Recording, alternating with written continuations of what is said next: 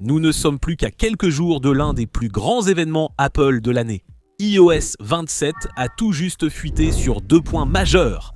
Et nous avons beaucoup de choses à discuter parce que les changements qu'Apple fait cette année vont-ils vraiment avoir lieu ?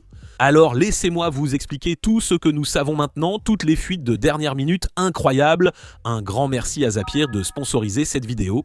Mais d'abord, je dois commencer par un gros problème auquel Apple est maintenant confronté, en particulier avec l'Apple Watch. Parce qu'en plus de iOS 27, des nouvelles versions des logiciels pour Mac et iPad et tout ça, une autre mise à jour logicielle attendue concerne la montre avec WatchOS. Nous avons eu une révélation il y a quelques jours. Bloomberg a révélé ce qui arrive avec WatchOS.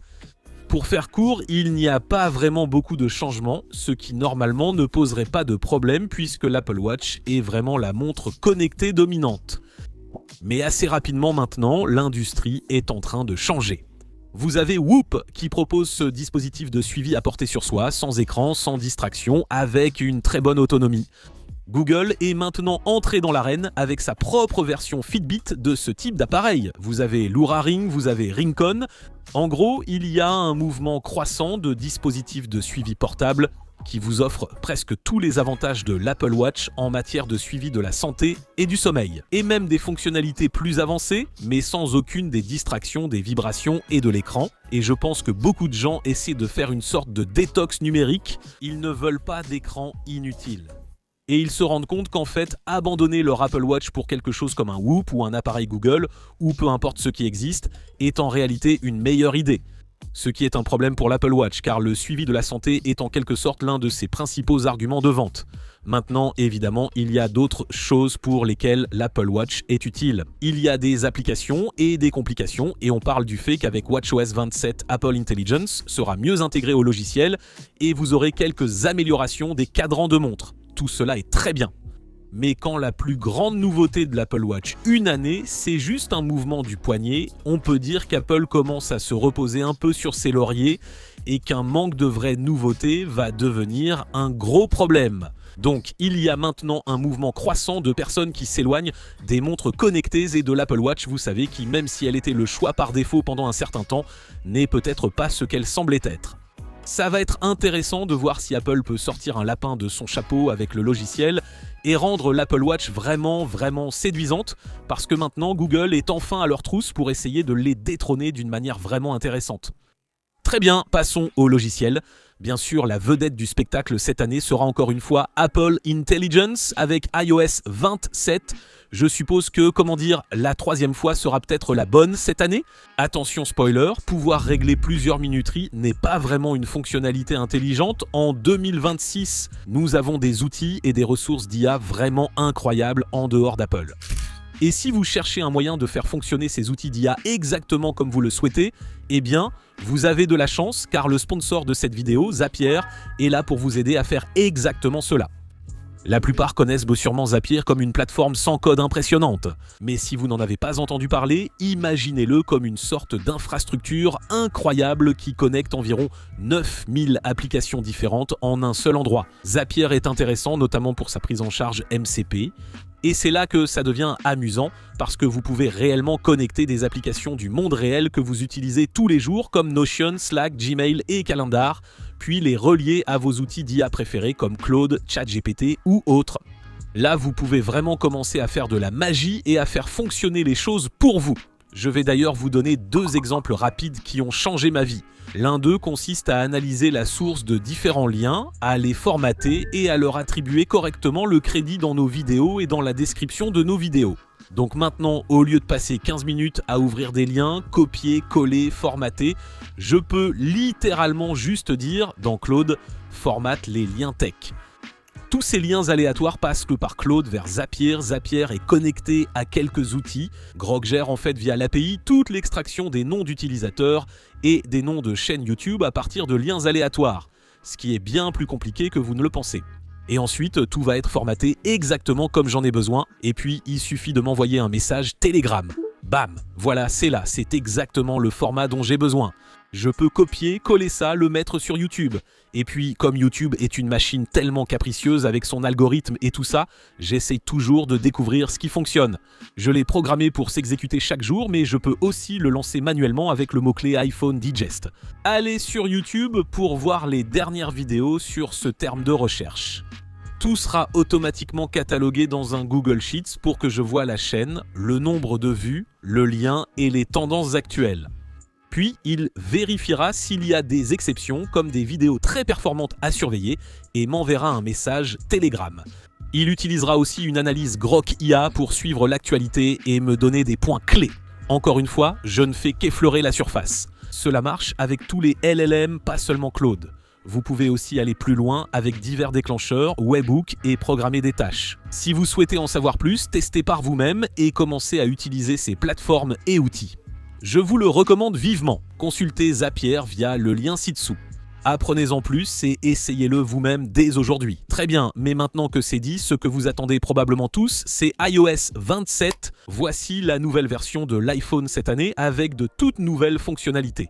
Il semble qu'Apple se concentre sur quelques points majeurs. Alors, tout d'abord, j'aimerais vous montrer de magnifiques rendus de nouveaux designs et de tout nouveaux looks pour le téléphone, ainsi que toutes ces nouvelles personnalisations. Mais cela ne va probablement pas arriver. Liquid Glass, même si le père du verre liquide n'est plus là, sera toujours présent dans un avenir prévisible, mais il devrait être un peu amélioré. Et en réalité, les éléments de design vont changer de quelques manières notables et dans certaines parties du système d'exploitation. L'une d'elles concerne en fait les AirPods. On dit qu'une grande nouveauté sera des commandes AirPods repensées, ce qui est sympa vu la popularité des AirPods avec l'iPhone. Et puis aussi, bien sûr, Siri va être un élément très important. Et en fait, Bloomberg a pu obtenir des illustrations personnalisées réalisées à partir de leurs sources internes sur ce qui change exactement. La grande nouveauté, c'est que Siri devient une application autonome permettant de communiquer et de faire des recherches. Vous pouvez discuter avec elle comme vous le feriez avec n'importe quel chatbot, comme ChatGPT ou Claude IA, vous pouvez faire la même chose ici. Et il y aura de nouvelles animations personnalisées élégantes, où Siri sera davantage intégrée à la Dynamic Island et moins présente autour du téléphone sous la forme de cette étrange bulle colorée comme c'était le cas depuis un certain temps. Donc une grande refonte de Siri va vraiment être l'un des changements les plus fondamentaux et aussi l'un des plus visibles que vous remarquerez dans cette nouvelle version d'iOS. Maintenant, arrêtez-moi si vous avez déjà entendu cette partie, mais Apple Intelligence sera une avancée majeure pour iOS 27. On dit qu'Apple présentera encore cela comme l'avenir des logiciels et de l'iPhone et qu'ils intégreront Apple Intelligence dans plus de parties du téléphone. Donc maintenant, dans l'application appareil photo, vous aurez en fait des fonctionnalités intelligentes d'IA pour prendre de meilleures photos. De nouveaux outils de retouche photo intégrés alimentés par Apple Intelligence pourraient aussi apparaître. Vous devriez maintenant pouvoir remplacer le cerveau d'Apple Intelligence par le chatbot IA de votre choix. Donc, vous ne serez plus limité à Siri, qui est lent, stupide et peu fiable et qui devrait également recevoir quelques améliorations que nous devrions voir.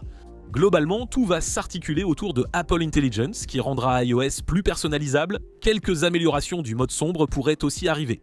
Je pense que la seule autre fuite vraiment utile que j'ai vue, c'est que vous pourrez créer vos propres passes personnalisées pour Apple Wallet.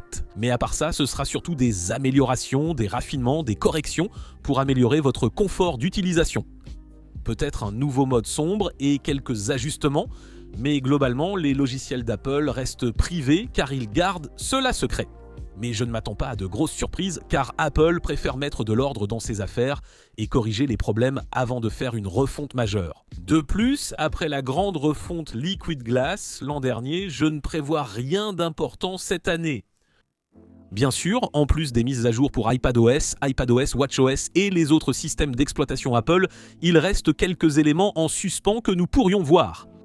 Les cadeaux matériels sont toujours appréciés et il y a de la place pour de nouveaux Mac avec puce M5, peut-être aussi des mises à jour pour le HomePod et l'Apple TV.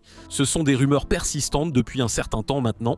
Ce qui pourrait vraiment être un nouveau matériel qui exploite Apple Intelligence d'une manière inédite, ce serait une toute nouvelle version des AirPods Pro. J'en parle depuis un certain temps déjà. Depuis le début de l'année, on entend qu'Apple va intégrer des caméras aux AirPods Pro et lancer une nouvelle version, peut-être les AirPods Pro 3,5, avec quelques améliorations audio, mais surtout des caméras utilisables de façon innovante.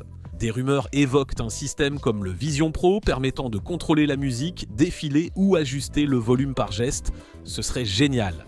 Et puis, il y a aussi une fonctionnalité Apple Intelligence ici, où il pourrait utiliser les caméras pour obtenir des données du monde réel et peut-être vous donner des informations de navigation pour vous indiquer où aller ou encore analyser davantage le monde autour de vous et vous fournir des informations. Je ne sais pas comment Apple Intelligence fonctionnera avec ces caméras, surtout vu les questions de confidentialité, mais il y a clairement une opportunité pour Apple de faire quelque chose de cool.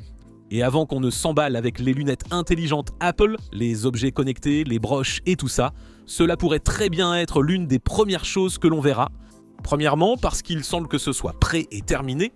Ensuite, ce n'est pas un grand changement par rapport à ce qu'on connaît, juste une petite modification, ce qui pourrait permettre à Apple d'aborder en douceur cette nouvelle ère de Apple Intelligence. Et bien sûr, salut à Tim.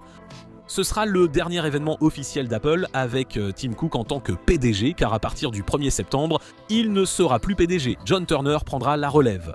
Et ensuite, on commence toute la folie de l'automne avec les annonces de l'iPhone, de la montre et tout ce genre de choses amusantes, sans oublier l'iPhone Fold, qui va être incroyable et qui arrive très bientôt. Je suis curieux d'avoir vos avis sur l'événement de cette année.